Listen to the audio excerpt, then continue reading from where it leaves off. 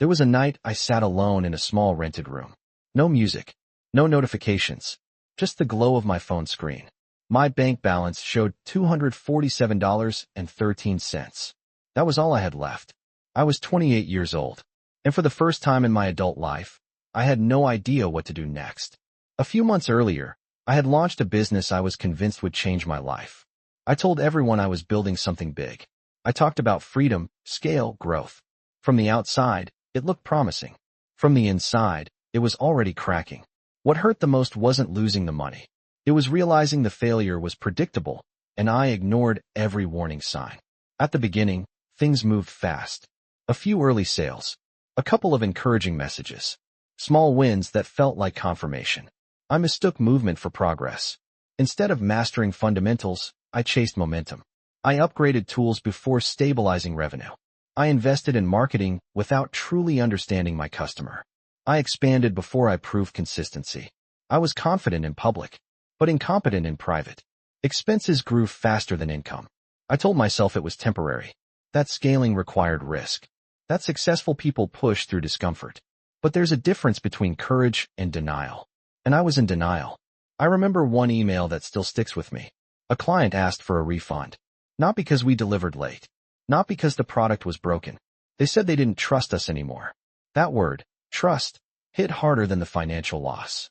By the time I finally admitted the numbers didn't work, I had accumulated debt and exhausted most of my savings. And then one day, there was no dramatic explosion.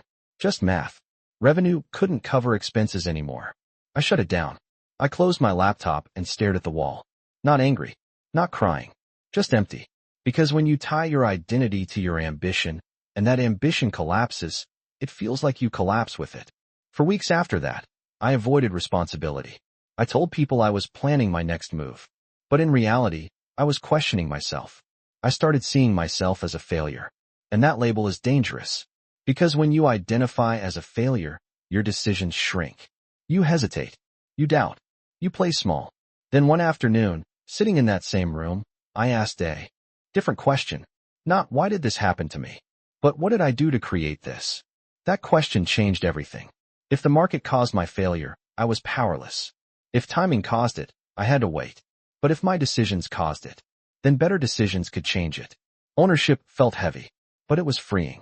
I wrote down every mistake, every rushed expansion, every emotional reaction, every warning sign I ignored.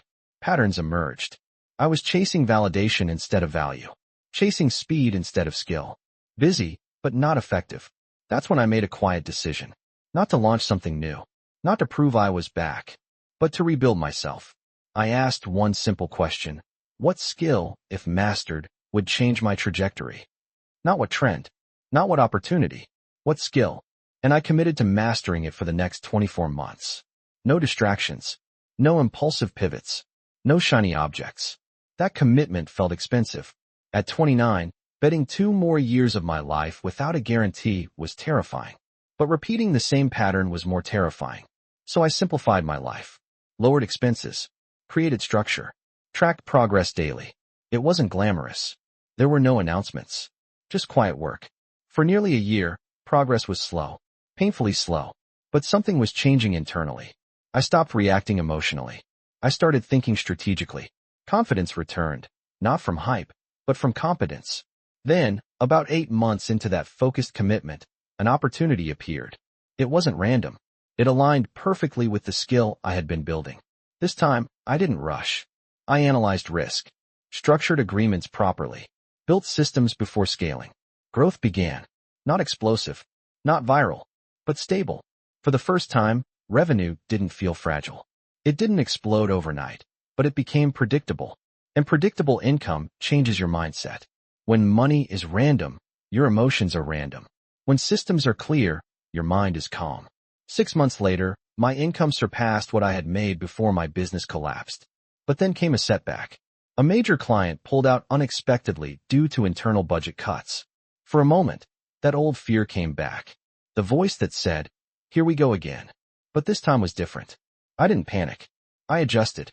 Because I had built systems. I had savings. I had diversified income streams. The loss hurt, but it didn't break me. That's when I knew the transformation was real. Success based on hype collapses under pressure. Success built on structure absorbs pressure. Over the next year, growth compounded. Not dramatically, but consistently. No debt. Emergency savings. Investments growing. More importantly, clarity. I knew my strengths. I knew my weaknesses. I knew how to make decisions without ego. A few months ago, I went back to that small rented room. The room looked smaller than I remembered. The desk was old. The walls plain. But standing there, I felt gratitude. Because that room witnessed two versions of me. The one staring at $247.13, convinced it was over. And the one who chose ownership instead of blame. The room didn't change. I did. Here are the 3 lessons that closed the loop for me. First, failure is feedback, not identity. An event doesn't define you, unless you let it. Second, ownership creates leverage. The moment you accept responsibility, you gain control. Third, small disciplined decisions compound more than big emotional ones. The decision that changed my life wasn't dramatic. It was consistent. Commit to mastery. Stay focused. Think long-term. And repeat. If you're at a low point right now, understand this. Your lowest moment isn't proof that you're incapable. It's an invitation. An invitation to grow up. To take ownership. To build something that can't be taken from you. Today, my life is stable. But what I value most isn't income. It's certainty. Certainty that if everything disappeared tomorrow, I could rebuild. Because now I understand something clearly. The decision doesn't change your life. The person making the decision does. 5 years from now, you'll look back at this season, and you'll either say, that's when everything fell apart, or that's when everything began. For me, it began in a small quiet room, with $247.13 left, and one honest decision.